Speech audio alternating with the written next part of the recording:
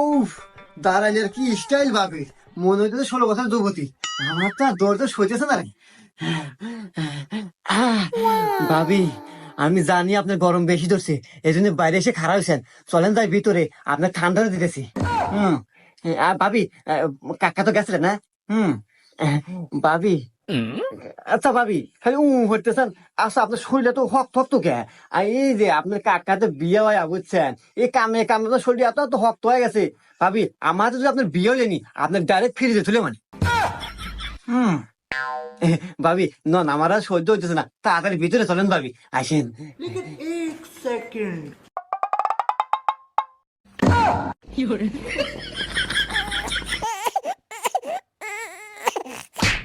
ভাইস্তা, তোমার ক্যাপাসিটার দেখমু আজকে।